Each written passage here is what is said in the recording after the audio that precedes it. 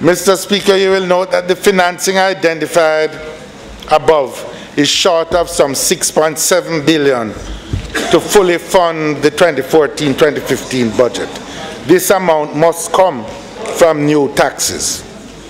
Mr. Speaker, no administration and no Minister of Finance likes to impose new taxes. The tax package being proposed is approximately 0.5% of GDP. All alcoholic beverages, with the exception of white overproof rum, are currently taxed at the rate of $1,120 per liter of pure alcohol. There is also a preferential regime for the tourism industry, which is currently $700 per liter of pure alcohol.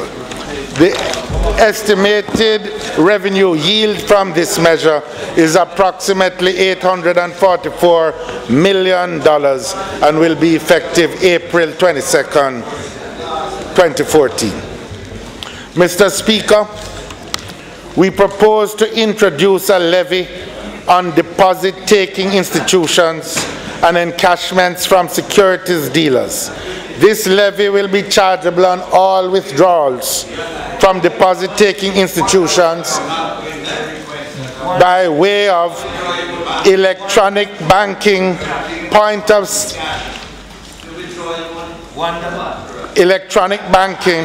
point-of-sale transactions, checks, ABM, ATM, ETM, or over-the-counter and internet transfers. The levy is charged on the banks and will be charged for encashments from security dealers, whether partial or full. It is being proposed that a minimum ad valorem levy, as detailed below, will be charged on the value of each withdrawal. Less than $1 million, the levy rate is 0.1%, which would mean, Mr. Speaker, that for transactions of $1,000, $5,000, or $10,000, the associated levy payable would be $1, $5, or $10, respectively. On a withdrawal of $100,000, the levy would be $100. Mr. Speaker, on transactions valued between $1 million,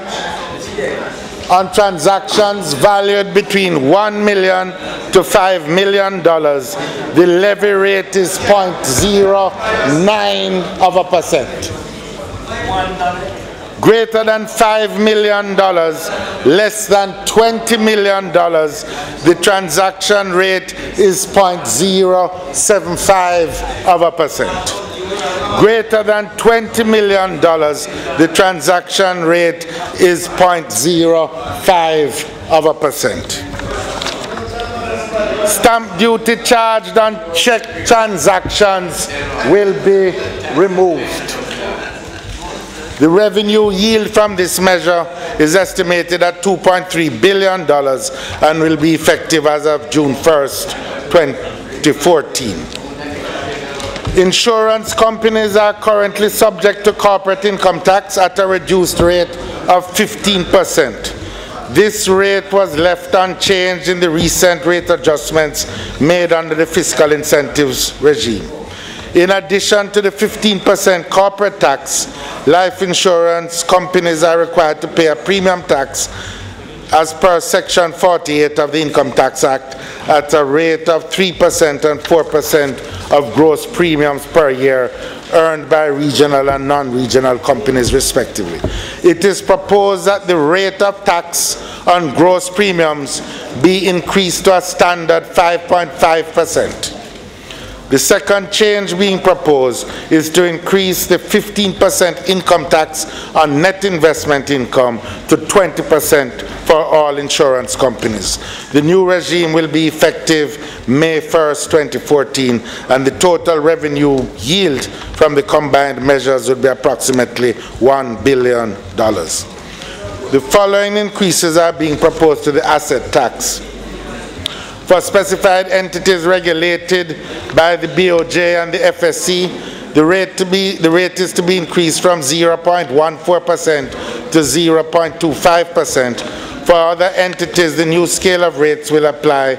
Asset value of at least $50 million, a flat tax of $200,000, asset tax of at least $5 million but less than $50 million, a flat tax of $150,000, asset tax of at least $500,000 but less than $5 million, a flat tax of $100,000. Asset tax for all other categories remain unchanged. Taxes due as usual on the 15th of March annually, and the effective date is the 1st May, and the revenue yield from this measure is estimated at $1.788 billion. Mr. Speaker, Ministry Paper number 32 of 2012-2013 allowed for an increase in the CET rates on a select List C items by 10 percentage points. Based upon our commitment to rate reduction, the following changes are proposed. A reduction in customs duty for vehicles 2,000 cc and above.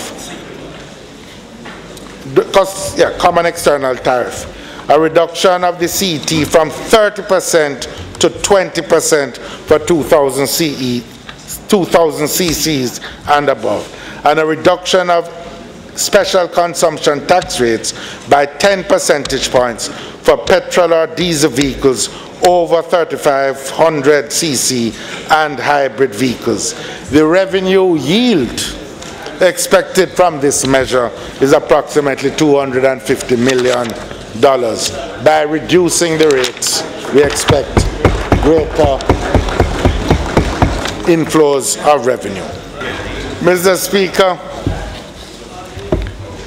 in relation to the percentage of the special consumption tax on petrol, which currently goes to the Road Maintenance Fund, which was intended to satisfy the loan repayment on the US $340 million guaranteed debt from the China Exim Bank, given that the guarantee of the government of Jamaica has had to be put in place and called. Those resources will now be redirected from the Road Maintenance Fund to the central government and the Consolidated Fund.